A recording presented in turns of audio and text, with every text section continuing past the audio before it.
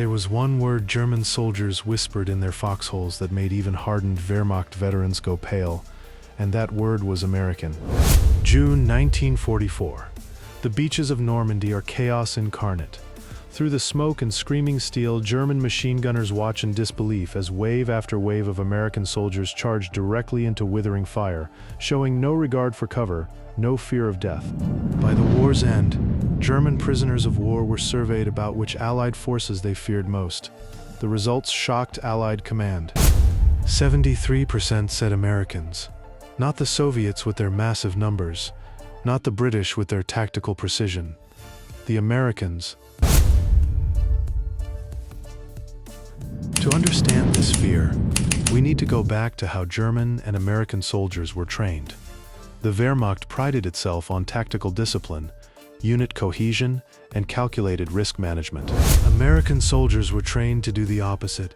Initiative was rewarded over obedience, aggression trumped caution, and when in doubt, the doctrine was simple: attack. German officer Wilhelm Hoffmann wrote in his diary after facing American troops in the Hürtgen forest, "They don't take cover, they don't retreat. They just keep coming, like machines that don't understand they should be dead." Let me take you to the Ardennes forest, December 1944, the Battle of the Bulge, Hitler's last desperate gamble to turn the tide of the war. German forces completely surrounded the 101st Airborne Division in the town of Bastogne. The situation was hopeless. The Germans sent a surrender ultimatum. The American commander's response?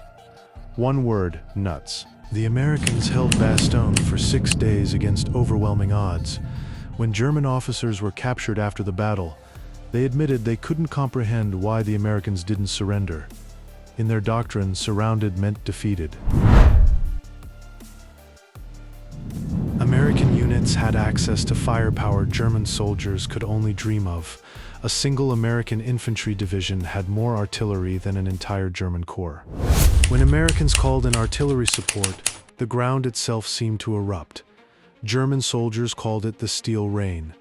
Entire defensive positions could be obliterated in minutes. But the psychological weapon that terrified Germans most wasn't artillery. It was the P-47 Thunderbolt fighter bomber. German infantrymen called them Jabos, short for Jag bombers, and they had a saying: when you see a silver plane, it's American. When you see a green plane, it's British. When you see no planes, it's Luftwaffe. By 1944, the Allies had achieved total air superiority. German forces could barely move during daylight without being strafed or bombed. American air support arrived within minutes of being called. German tank commander Otto Carius later wrote, "We feared the Russians because of their numbers. We respected the British because of their tenacity, but we dreaded the Americans because of their wealth.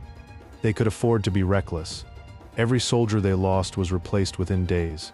Every tank destroyed was back within hours. They fought like they had infinite resources, because they essentially did." This brings us to the darkest aspect of American tactics, the willingness to accept casualties that would horrify other armies.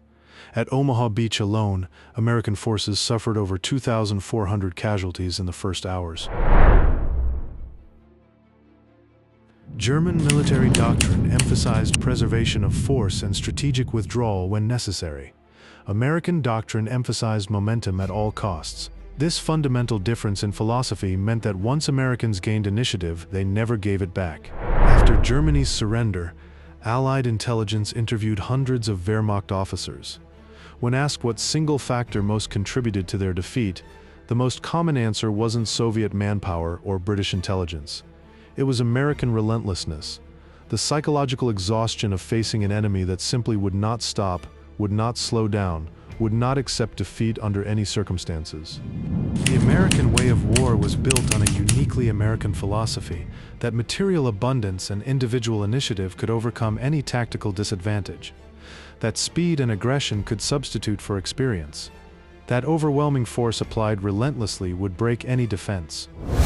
And they were right. By May 1945, the Wehrmacht, once the most feared military force on earth, had been utterly destroyed.